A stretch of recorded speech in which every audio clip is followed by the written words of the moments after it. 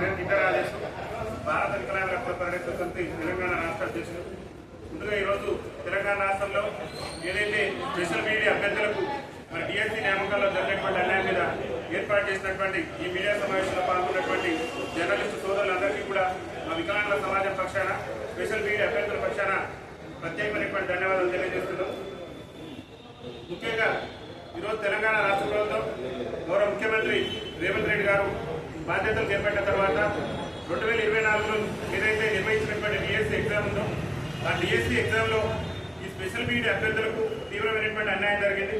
ఆ అన్యాయానికి సంబంధించి కూడా తెలంగాణ రాష్ట్ర ప్రభుత్వం 2024లో రేవంత్ రెడ్డి గారు ముఖ్యమంత్రిగా నోటిఫికేషన్ ఇచ్చినటువంటి డిఎస్సీ ఎగ్జామ్లో స్పెషల్ మీడియా అభ్యర్థులకు 727 పోస్టులు ఫిలప్ చేయాల్సిన స్కూల్ అసిస్టెంట్ పోస్టులు, ఆ పోస్టులను ఫిలప్ చేయాల్సి ఉన్నప్పటికీ కూడా 727 పోస్టులు ఫిలప్ చేయాల్సి ఉన్నప్పటికీ కూడా రాష్ట్ర ప్రభుత్వం కేవలం 220 పోస్టులను మాత్రమే ఫిలప్ చేసి కేవలం అంటే 30% మాత్రమే రిక్రూట్మెంట్ చేసి సుప్రీంకోర్టు ఆర్డినెన్స్ ఏమో ప్రత్యేక విద్యా అవసరాలు ఉన్నటువంటి పిల్లలు, అంటే ప్రత్యేక విద్యా అవసరాలు ఉన్నటువంటి పిల్లలు అంటే ఎవరంటే వికలాంగులు ఇబ్బంది పడుతున్నటువంటి వాళ్ళ కోసం ఈ స్పెషల్ మీడియా అభ్యర్థులు కోర్సు ఎవరైతే చేసిన ఉంటారో ప్రత్యేక అవసరాలు కలిగినటువంటి పిల్లలకు బోధించేటటువంటి ఉపాధ్యాయులు వీళ్ళ నియామకానికి సంబంధించి సుప్రీంకోర్టు జడ్జిమెంట్ ఉన్నది, సుప్రీంకోర్టు ఆర్డినెన్స్ ఉన్నవి. ఏమన్నాయంటే 100% కూడా ఈ స్పెషల్ మీడియా అభ్యర్థులను రిక్రూట్మెంట్ చేయాలి, ఖచ్చితంగా 100% వాళ్ళను రిక్రూట్మెంట్ చేయాలని చెప్పేసి ఆదేశాలు ఉన్నప్పటికీ కూడా తెలంగాణ రాష్ట్ర ప్రభుత్వం మరి రేవంత్ రెడ్డి గారు ముఖ్యమంత్రిగా బాధ్యతలు చేపట్టాక తొలిసారి నిర్వహించినటువంటి డిఎస్సీలోనే సుప్రీంకోర్టు దేశ అత్యున్నత న్యాయస్థానం ఇచ్చినటువంటి ఆదేశాలను రాష్ట్ర ప్రభుత్వం మరి తుంగలో దొక్కడం కొంత మా వికలాంగుల సమాజాన్ని, ముఖ్యంగా స్పెషల్ మీడియా అభ్యర్థులు కొంత బాధ కలిగించినటువంటి విషయం.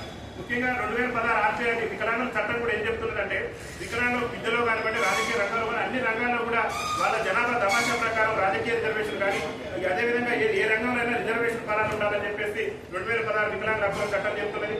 ఆ చట్టం ప్రాతిపదికన కూడా ప్రతి పాఠశాలలో తెలంగాణలో ఉన్నటువంటి అన్ని ప్రభుత్వ పాఠశాలలో కూడా స్కూల్, అది ప్రైమరీ స్కూల్ అయినా మరి ప్రాథమిక పాఠశాల ఉన్నత పాఠశాల కానీ ఆ పాఠశాలలో మరి ఇద్దరు టీచర్లు వికలాంగులకు సంబంధించి ఎవరైతే ప్రత్యేక అవసరాలు ఉన్నటువంటి పిల్లలకు సంబంధించి ఇద్దరు ఉపాధ్యాయులు ఉండాలని చెప్పేసి సుప్రీంకోర్టు 2016 వికలాంగుల హక్కుల చట్టం నిబంధనలు కూడా చెప్తున్నప్పుడు కూడా రాష్ట్ర ప్రభుత్వం ఆ నిబంధనలు కూడా పరిగణలోకి తీసుకోకుండా మరి మొన్న జరిగినటువంటి రిక్రూట్మెంట్ లో 100% స్పెషల్ మీడియా అభ్యర్థులకు రిక్రూట్మెంట్ చేయాల్సినప్పుడు కూడా రాష్ట్ర ప్రభుత్వం కేవలం 30% మాత్రమే రిక్రూట్మెంట్ చేసి ఇంకా 507 పోస్టులు ఖాళీగానే ఉన్నాయి. రిక్రూట్మెంట్ చేయకుండా 507 పోస్టులు కూడా ఇవి ప్రమోషన్ల రూపంలో ఇవ్వాలని చెప్పేసి ప్రభుత్వం ప్రయత్నం చేస్తున్నది. అయితే మేము ఒకటే అడుగుతున్నాం, రాష్ట్ర ముఖ్యమంత్రి గారిని, రాష్ట్ర ప్రభుత్వాన్ని ఒకటే విజ్ఞప్తి చేస్తున్నాం వికలాంగుల సంఘాల పక్షాలు కూడా.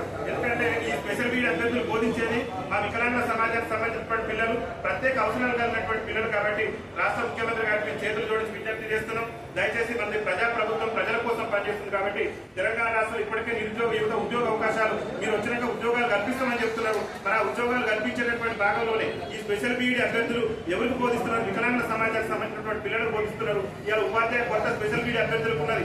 ఏ పాఠశాలలో కూడా తెలంగాణలో ఉన్నటువంటి ఏ పాఠశాలలో కూడా స్పెషల్ మీడియా అభ్యర్థులకు సంబంధించి బోధించే ఉపాధ్యాయులు లేరు. అంటే గవర్నమెంట్ సుప్రీంకోర్టు ఏమో ప్రతి పాఠశాలలో మరి ప్రైవేట్ స్కూల్లో కానివ్వండి, ప్రాథమిక మరియు ఉన్నత పాఠశాలలో కంపల్సరీ టీచర్లు ఉండాలని చెప్పేసి, ఇద్దరు టీచర్లు స్పెషల్ ప్రత్యేక అవసరాలు కలిగిన పిల్లలకు ఉండాలని చెప్పేసి సుప్రీంకోర్టు గైడ్ లైన్ చెప్తుంది.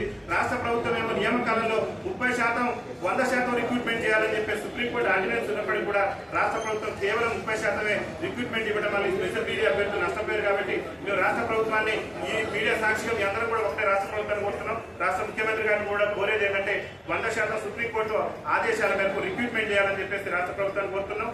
దీనికి సంబంధించి కూడా అనేక సందర్భాలలో కూడా ఇక్కడ ఇప్పుడు విద్యాశాఖ ఎడ్యుకేషన్ డైరెక్టర్ ఉన్నటువంటి మన Nicholas sir, వెట్ల Naveen Nicholas sir కూడా ప్రకటన కూడా విడుదల చేసింది. ఒక ప్రభుత్వ పాఠశాలలోనే కాదు, ప్రైవేట్ పాఠశాలలో కూడా ఈ ప్రత్యేక అవసరాలు కలిగినటువంటి పిల్లలకు బోధించేటటువంటి ఉపాధ్యాయులు ఉండాలని చెప్పేసి తెలంగాణ మరి విద్యాశాఖ సంబంధించినటువంటి డైరెక్టర్ నవీన్ నికోలస్ గారు స్టేట్మెంట్ ఇచ్చారు. మరి రాష్ట్ర ప్రభుత్వం నవీన్ నికోలస్ గారు ఇచ్చిన స్టేట్మెంట్ అయినా, అదేవిధంగా సుప్రీంకోర్టు ఇచ్చినటువంటి ఆదేశాలనైనా వికలాంగుల హక్కుల చట్టం 2016 నుంచి చూసినా సరే ఈ నియామకాలు జరపాలి. అయితే రాష్ట్ర ప్రభుత్వం ఏం చేసిందంటే ప్రమోషన్లకు 507 తీసింది, కానీ ఎగ్జామ్ రాసి క్వాలిఫై ఉండి మెరిట్ ఉన్నటువంటి అభ్యర్థులకు ఉద్యోగాలు ఇవ్వకుండా ఇవాళ మీరు ప్రమోషన్ల పేరుతోని చదివే జీవితంగా వికలాంగుల పిల్లలకు బోధించాలనేటువంటి ఒక సంకల్పంతో వచ్చినటువంటి విద్యార్థుల జీవితాలతో కొంత ఇబ్బంది కలిగేటటువంటి అవకాశం. వాళ్ళు ఎగ్జామ్ రాశారు, మెరిట్ వచ్చింది, స్కోర్ ఉన్నది, అన్ని ఉన్నప్పుడు కూడా ప్రభుత్వం నియామకాలు చేపట్టకపోవడం అనేటటువంటిది బాధాకరం.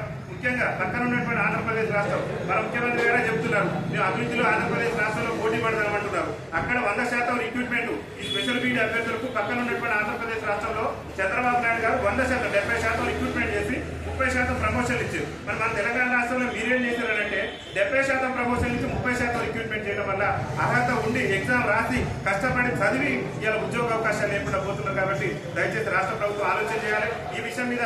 ఇది దాదాపు ఎగ్జామ్ జరిగిన నాటి నుంచి కూడా గౌరవ ముఖ్యమంత్రి గారికి మేము లేఖ రూపంలో విజ్ఞప్తి చేసిన వారికి వారు అందుబాటులో లేకపోవడం వల్ల అనేక సార్లు వారు కలవాలని ప్రయత్నం చేసినా కానీ అక్కడ వారు కలవని పరిస్థితుల్లో కూడా వారికి లేఖ ద్వారా విజ్ఞప్తి చేసిన రాష్ట్ర ముఖ్యమంత్రి గారికి కలిసిన తర్వాత రాష్ట్ర ప్రభుత్వంలో అత్యంత కీలకమైనటువంటి మంత్రివర్యులు పెద్దలు సీతక్క గారిని కూడా తెలంగాణ రాష్ట్ర పంచాయతీరాజ్ మంత్రి సీతక్క గారిని కూడా కలిసి మెమోరాండం సమర్పించడం జరిగింది. అదేవిధంగా సీతక్క గారినే కాదు ఇక్కడ ఉన్నటువంటి డైరెక్టర్ గుర్ర వెంకటేశ్వర్ల గారిని కూడా కలవడం జరిగింది. అడిషనల్ డైరెక్టర్ మరి లింగయ్య గారిని కూడా కలవడం జరిగింది. అందరూ కూడా కలిసి విజ్ఞప్తి చేసినాక కూడా రాష్ట్ర ప్రభుత్వం నేటికి కూడా ఈ నియామకాల మీద చర్యలు తీసుకోకపోవడం కొంత బాధ కలిగిస్తుంది. దయచేసి తెలంగాణ